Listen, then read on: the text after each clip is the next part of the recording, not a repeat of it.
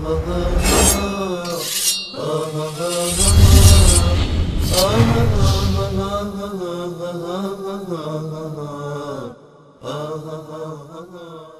سلام علیکم بفرمایید. سلام علیکم و رحمت الله. علیکم السلام و رحمت الله و برکاته. آقا محمد بفرمایید. حال شما چطور آقا انصاری؟ خوب هستید ان شاء الله؟ سلامت باشید برادر بزرگوار. زنده باشید. آقای انصاری امشب یه 2 تا کلیپ پخش کردید، اجازه بدید که ما یه ذره به قول معروف از اونور بغلطیم و خلاصه یه صحبتایی بکنیم که شما جواب بدید ببینیم که در صورت صحبت شما کامل بشه. بله. من در رابطه با اون حدیث اولی که حضرت مولا امیرالمومنین این حاج آقا میخوندن، بله، یه صحبتایی میکنم. البته من خودم حالا همچنین در اظهار نظر میکنم که شما اینا کامل کنید، جواب بدید ببینیم که چیه.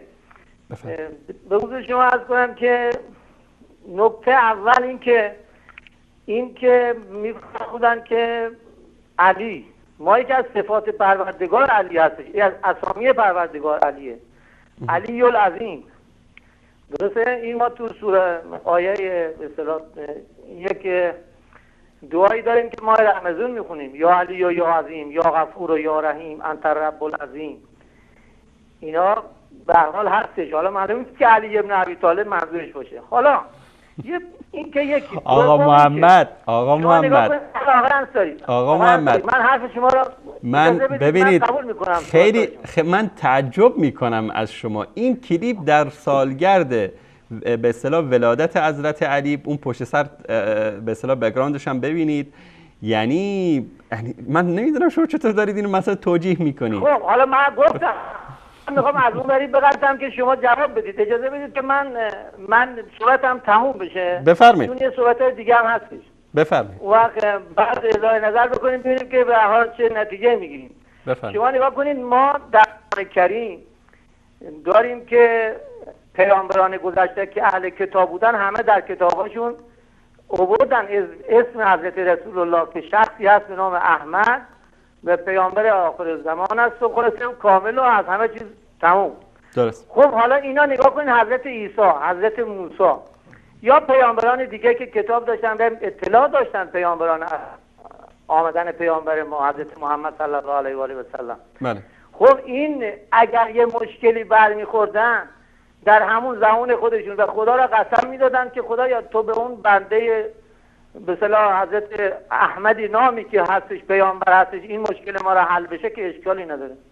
شما الان میگید که ما در دوره آخر از زمان شخصی به نام مهدی دنیا را پر از عبدالزاد میکنه. با همون اعتقادات خودتون، با همون حرفای شما قبول دارید، به ما میگید که خب حرفای شما را ما قبول داریم که مهدی دادگر دین خدا را کامل میکنه و به هر حال موحد جامعه توحیدی برقرار میکنه. خب الان شما خدا را به اون مهدی قسم میدین، مهدی که شاید 2000 سال دیگه بخواد بیاد. خب چه اشکالی داره؟ شما میگه ما در صحیح بخاری شما ما نداریم که حدیث 2700 که در قول اونجا حضرت رسول الله خودشون میفرمایند که انت منی و انا منک، به حضرت علی میگن تو منی من تو هم، یعنی من با تو فرقی ندارم. این که دیگه تعارف نداره دیگه. تو حدیث بخاری چند جا دیگه هم نقل شده تو منی من تو هم. بعد میگن که به هر حال انت منی به منزلت هارون من موسی، بعد میگن الا انه لا نبی بعدی. میگه که خلاصه تو همه چیز بگن که بعد از من پیغمبری نمیومد، که اگر میومد تو بودی. به هر حال من کار ندارم. ببینید اگر حالا فرض کنید مثلا حضرت نوح میدونست که حضرت محمدی هستش و یک یاوری داره، یک به هر حال کسی هستش مثل هارون، حالا اینجا اسمش علیه که پشتیبان محمده. خب حالا یه قسمی هم به خدا بده که خدایا مثلا ما را فلان کن. این اشکالی نداره. من فکر نمی کنم که این، البته من خودم خیلی مخالف مفوضا هستم میدونید شما، ولی اینجا به هر حال اینجوری اگر توجیه بشه خب مشکلی نداره. کسی نگفته که مثلا خلاف نیست. ما در حدیث داریم که عمر بن خطاب هم اونجا یه حدیثی نقل کردن که عاکب نیشابوری گفته صحیحه، اونجا از قول حضرت آدم اونجا نقل میکنه که خدا را قسم میده به حضرت محمد، میگه من تو عرش دیدم اسمشو. به هر حال اینا هستش دیگه، اینا چیزایی هستش که نمیشه منکرش بشید. بله. تمام شد آقا محمد. چیزایی هستش که من خواستم عرض کنم خدمت شما در رابطه با این کلیپ ها، ولی من میخوام در رابطه با من دون الله تقریبا یه 7-10 دقیقه با هم صحبت کنیم اگر که باشه. پس اجازه بدید همین 3 موردی که شما در موردش صحبت کردید من پاسخ شما رو بدم، بعد انشالله در مورد من دون الله صحبت میکنیم. خوبه؟ بله. شما فرمودید که خب پیامبران پیشین اگر که قسم میدادن به احمد که پیامبر صلی الله علیه و آله و سلم باشن، الله سبحانه و تعالی چه اشکالی داره؟ من از شما خواهش میکنم در این مورد نصی از کتاب‌های گذشته، از تورات، از انجیل، از زبور یا از قرآن کریم بیارید که الله سبحانه و تعالی فرموده باشه که ای پیامبران گذشته من، آنگام که شما به محمد مصطفی صلی الله علیه و آله و سلم توسل جستید و مرا به ایشان قسم دادید. نصی وجود داره در این مورد؟ آقا من چیزی ندیدم تو کتابای تورات و انجیل و اینا که ما ندیدیم. پس چیزی که ندیدید و در قرآن هم وجود نداره ما نمیتونیم بیایم توجیه بکنیم. یعنی ما نباید بیایم اعمال خودمون رو برای توجیه اعمال خودمون از ادیان گذشته و از کتاب الله بیایم مایه بذاریم که بخوایم اون اعتقادات باطل خودمون رو ثابت بکنیم. این روش منطقی نیست. ما باید اعتقاداتمون بر اساس پایه قرآن کریم و روایات صحیح پیامبر صلی الله علیه و آله و سلم باشه.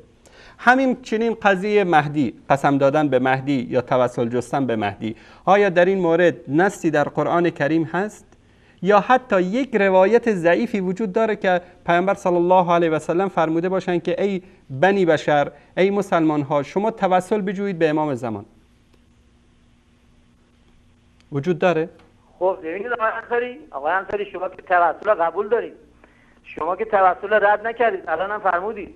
ما تو صحیح بخاری داریم که خدا رو میگم به اللهم انی و اسالک به حق نبی که محمد. این که دیگه واضح. در کجا داریم؟ در کجا داریم؟ در صحیح بخاری هستش که نیست. در صحیح بخاری نیست. در کجای صحیح بخاری؟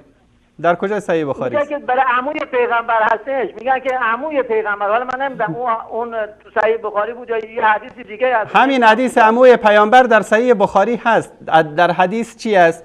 سیدنا عمر رضی الله تعالی عنه اومد پیش عباس رضی الله تعالی عنه عموی پیامبر و فرمود که یا الله، ما در زمانی که پیامبر تو زنده بود ما توسل می جستیم به پیامبر که از تو برای ما باران بخواهد.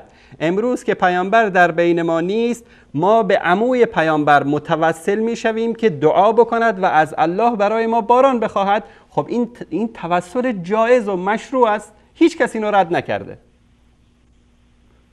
ببینید ما هر عبادتی که داریم، همین نماز یک عبادت هست.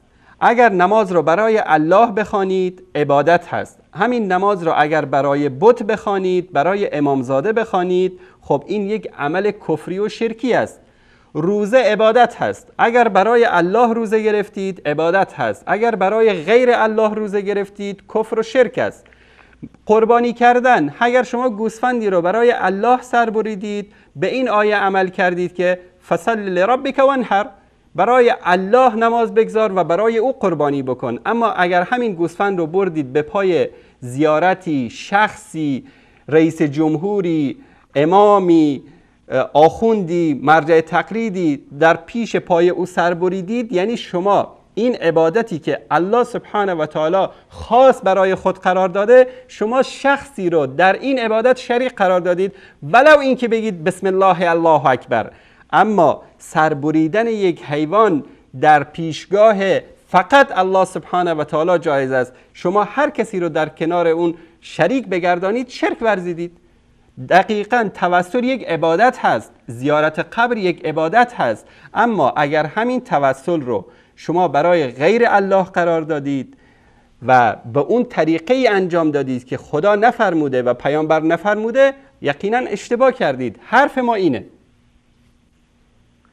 خب آقای انصاری اجازه بدید، حالا میخوام که طولانی نشه، بحثم زیاد چیز نشه که من زیاد وقتتون نگیرم. من یه حدیثی تو صحیح بخاری هست، حدیث شماره یک لحظه، امین اشکال اخیری که فرمودید من در مورد اینم صحبت بکنم که فرمودید انت منی و انا منک.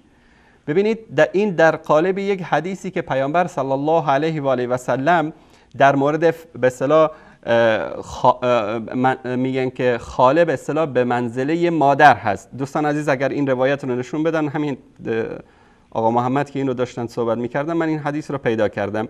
در اینجا در مورد خاله صحبت میکنم. خب قضیه سر بعد از شهادت جعفر رضی الله تعالی عنه در مورد دختر ایشون هست که کی به اصطلاح نزدیکتر است به جعفر که سرپرستی رو به عهده بگیره. در اینجا پیامبر صلی الله علیه و آله در مورد خاله میگن که الخاله به منزله الام، خاله که است به منزله مادر هست. و در مورد علی گفتن که تو هم ناراحت نباش علی، انت منی و انا منک. و به جعفر گفتن اشبهت خلقی و خلقی، به جعفر گفتن که تو هم در اخلاقت هم در خلقتت به من شبیه هستی. و به زید چی گفتن؟ گفتن که انت اخونا و مولانا، تو برادر ما و مولای ما هستی. و در روایت دیگری هم به سلمان گفتن که انت منا اهل البیت، تو از ما هستی اهل البیت. یعنی در اینجا این یک فضیلت خیلی بزرگ رو برای سیدنا علی رضی الله تعالی عنه ثابت میکنه. نه این که ما بیاییم به علی استعانت بجوییم، از علی چیزی رو بخوایم. این به اصطلاح استدلال شما به این روایت اشتباه بود. بفرمایید. الان شما قرار بود که در مورد من دون الله صحبت کنید. بفرمایید. خب آقای انصاری اجازه بدید من این حدیث رو بگم، شما این حدیث رو درست کنید. تو صحیح بخاری، تو صحیح بخاری اون حدیث 3339 اونجا میگن که در به اصطلاح حضرت رسول الله فرمودن که در روز قیامت نوح با امتش که محشور میشه اونجا، خداوند به حضرت نوح میگه که شما پیام منو به امتت رسوندی؟ حضرت نوح میفرمایند که بله رسوندم. به امتش میگن پیام نوح به شما رسون؟ میگه که امت میگن نه پیام نرسون. بعد حضرت نوح میفرمایند که خب این امتت میگه شما پیام به من نرسوندی، شاهد تا بیا. حضرت نوح اینجا میفرمایند شاهد من حضرت محمد است و امتش. این حدیثیه که تو بخاری هستش. حالا شما توجیه بکنید چه ربطی داره؟ چه ربطی داره به قضیه استعانت جستن به غیر الله؟ اینم آقای انصاری اینم از همون نوع حدیثا هستش. اگر اون حدیثا مورد داره اینم مورد داره. به هر حال ما هم قبول نداریم این حدیثا، ما هم این حدیثا قبول نداریم. ولی به هر حال این یه حدیث که هستش، زمان حضرت نوح کجا، زمان حضرت محمد کجا؟ عزیزم من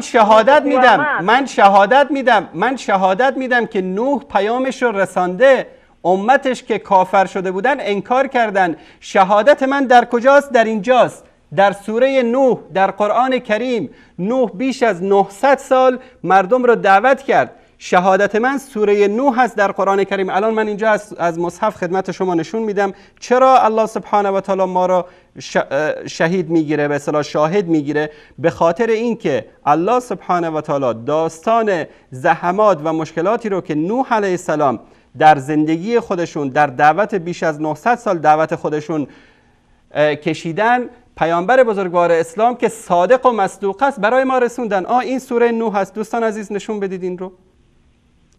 انا ارسلنا نوحا الى قومه ان انذر قومك من قبل ان یأتیهم عذاب علیم. بیگمان ما نوح را به سوی قومش فرستادیم و گفتیم قوم خود را پیش از آن که عذاب دردناک به سراغشان آید هشدار ده و آنها را بترسان. نوح گفت ای قوم من، همانا من برای شما بیم دهنده آشکاری هستم که الله را پرستش کنید و از او بترسید و مرا اطاعت کنید. پس اگر چنین کردید الله گناهان شما را میامرزد. و همچنین در مورد یوسف علیه السلام، در مورد یعقوب علیه السلام، در مورد ابراهیم علیه السلام، الله سبحانه و تعالی در قرآن کریم برای ما تفاصیل زندگی آنها را بیان کرده و ما هم چشم بسته ایمان آوردیم و قبول کردیم و در روز قیامت در پیشگاه الله سبحانه و تعالی شهادت میدیم که ای الله، نوح پیام خود را رساند، مردم را به توحید دعوت کرد، چون تو در قرآن خودت، در کتاب خود به ما این را گفتی.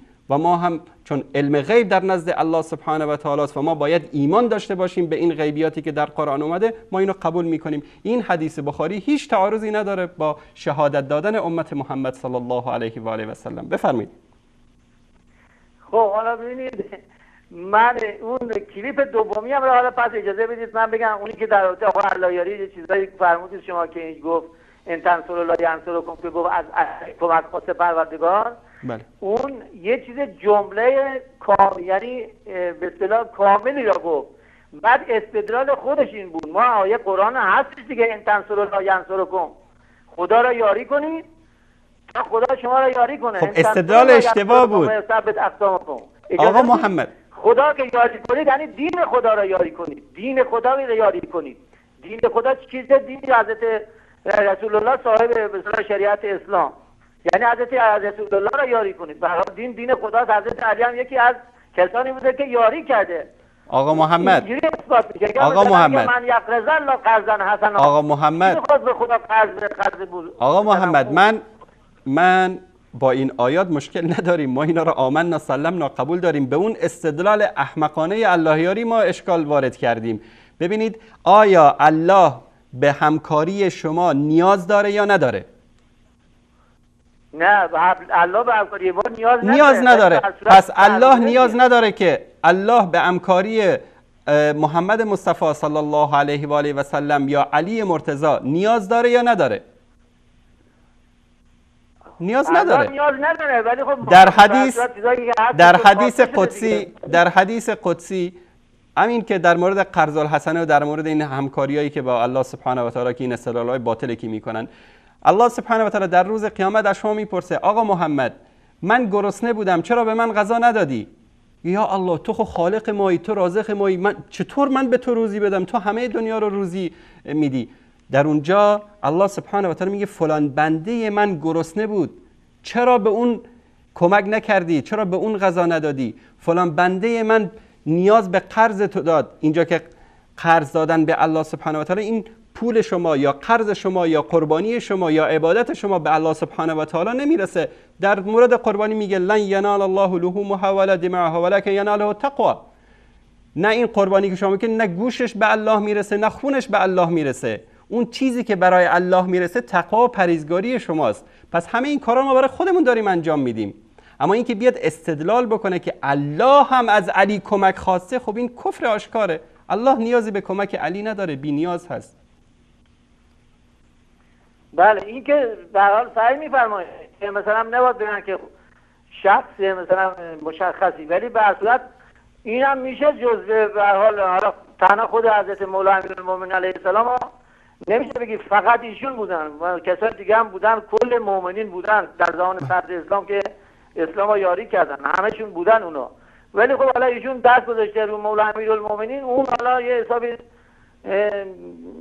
چیزی هستش که حالا استدلال خودش بوده. ولی میشه اینا نمیشه منکر بشید خدمات مولا امیرالمومنین. در کسی انکار نکرده، کسی انکار نکرده. بله. علی تاج سر ماست. بله. ایمان به علی، قبول داشتن علی و اینکه علی رضی الله تعالی عنه، من بارها گفتم سید و سردار اهل بیت بعد از پیامبر صلی الله علیه و آله و سلم هست، این جزء ایمان ماست. بفرمایید. بله در شما برنامه یه چیزی من البته وقتم گرفت، حالا چند دقیقه ما صحبت بکنیم چون شما صحبت کردید، منم متأسفانه نتونستم بیام رو خط تربطه با اون من دون الله. ببینید این آیه‌های قرآنی که ما نازل شد در صدر اسلام در موقع نزول قرآن در رابطه با مشرکان کسانی بودن که به هر صورت میپرستیدن. حضرت عیسی بود، زنده بود، میپرستیدن. حضرت عزیر بود، اون مال یهودی‌ها بود، میپرستیدن. خیلی ها بودن که فرشتگان ها میگفتن دختران پروردگار هستن، بعد دختران پروردگار ها عبادت میکردن.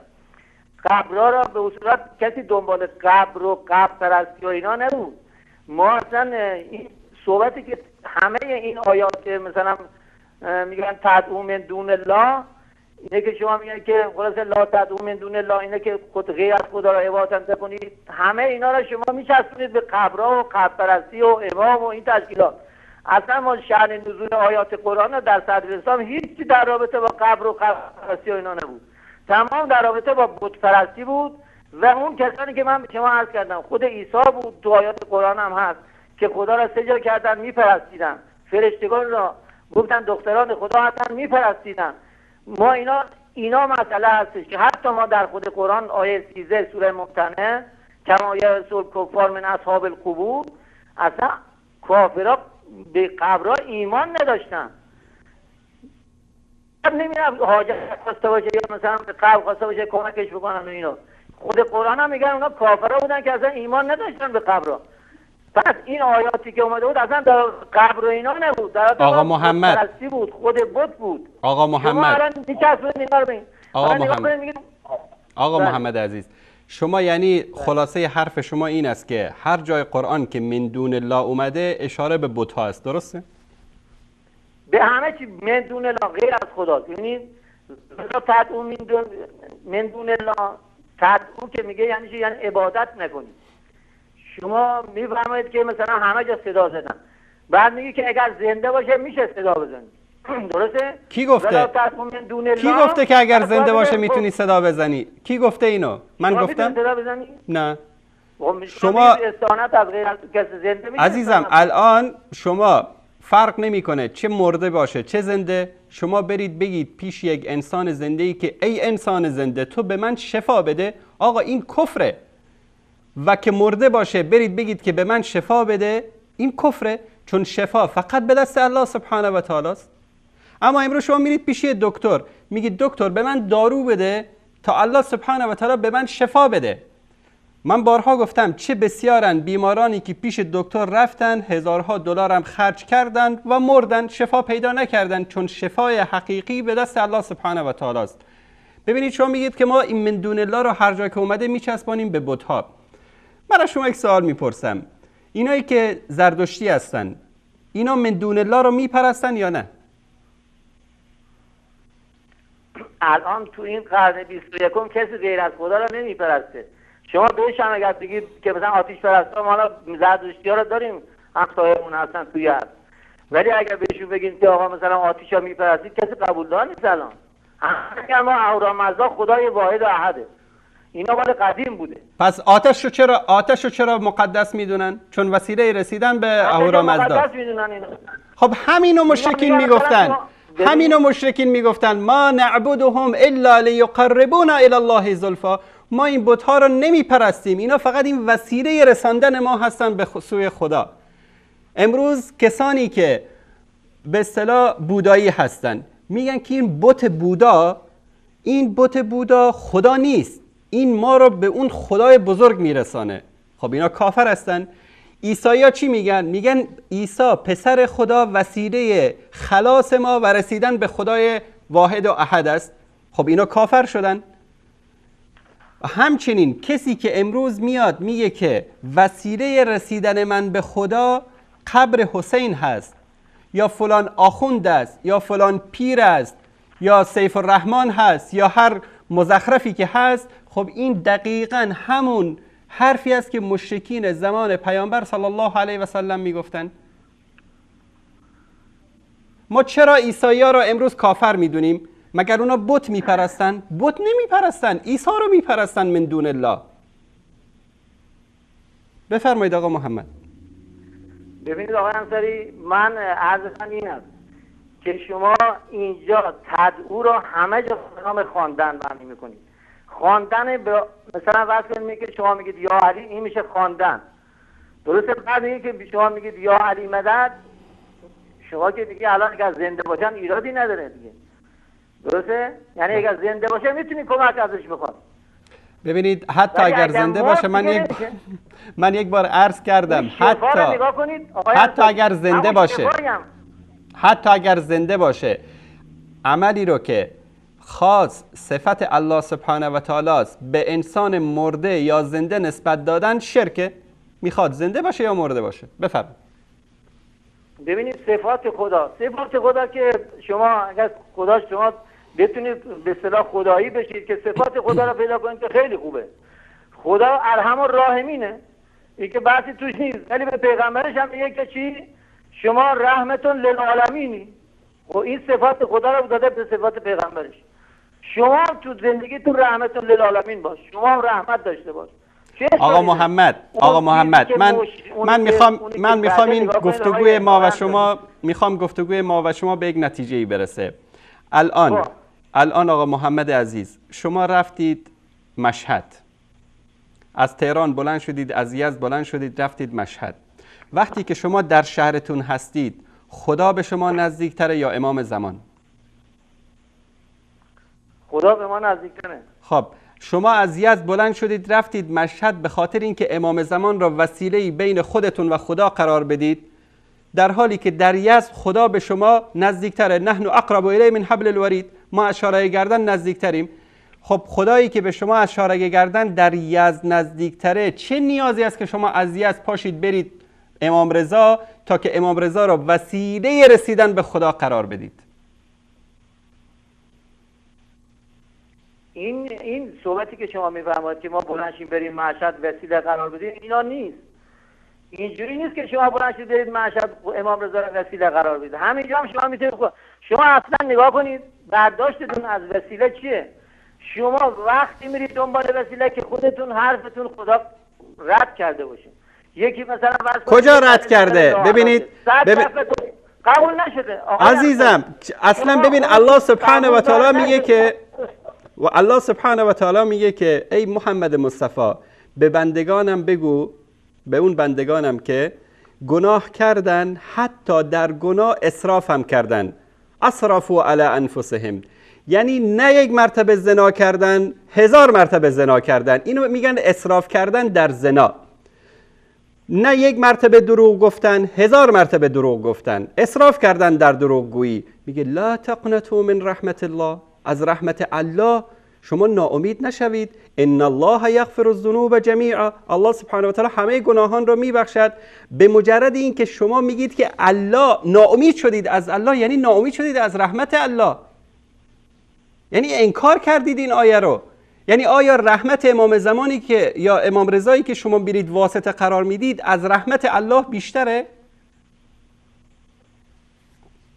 نه اونجوری نیست. شما نگاه کنید، من عرض کردم خدمت شما، ببینید اون توسلی که ما نظرمون هست و اون چیزی که ما نظرمون هست این نیست که ما مستقیم بریم اونجا بگیم آقا خودت این کارو بکن. شما فرمودید که شفا، اگر کسی بگه تو شفا دادی چی، این کفر شرکه. در صورتی که ما تو سوره آل عمران داریم، تو سوره مائده داریم که پروردگار اونجا خود حضرت عیسی میفرمایند که من به اذن پروردگار من شفا دادم. من خودش میگه من دادم. من را شفا دادم. ببینید برادر عزیز گرامی، شما ببینید اینجا آقا محمد، ببینید آقا محمد، اینجا عیسی علیه السلام یکی از معجزات خودش رو بیان میکنه که به اذن الله سبحانه و تعالی شفا میده. غیر از عیسی علیه السلام و پیامبران الهی معجزاتی که داشتن به اذن الله سبحانه و تعالی ما در این مورد ما هیچ اشکالی وارد نمی کنیم. اما ما در آیه صریح قرآن کریم و اذا مرضت فهو یشفین، اگر مریض شدم الله فقط شفا میده، اینو فراموش کردید؟ ببینید این که شما میاد یک معجزه پیامبر رو میایید ربطش میدید به قضیه شفا دادن و یک به اصطلاح مشکل اعتقادی که مردم گرفتارش هستن. یعنی فردا روز قیامت جواب الله سبحانه و تعالی رو چی میدید که در قرآن کریم میگه که و اذا مرضت فهو یشفین، وقتی که بیمار شدم الله منو شفا میده. من تشکر میکنم آقا محمد، شما 28 دقیقه از پشت خط هستید. امیدواریم که در هفته آینده باز زنگ بزنید و بتونید با هم دیگه صحبت بکنیم. شما حدود نیم ساعت پشت خط هستید. دست شما درد نکنه. من خیلی از شما عذرخواهی میکنم، از بیننده‌ها خیلی عذرخواهی میکنم که معطلشون کردم. واقعا خواهش میکنم. بزرگوارید شما برادر عزیز. ان شاء الله خداوند به همه خلاصه توفیق بده که خلاصه رب زدنی علما ان شاء الله. آمین آمین آمین. زنده باشید برادر عزیز. بزرگوارید. خدا نگهدارت.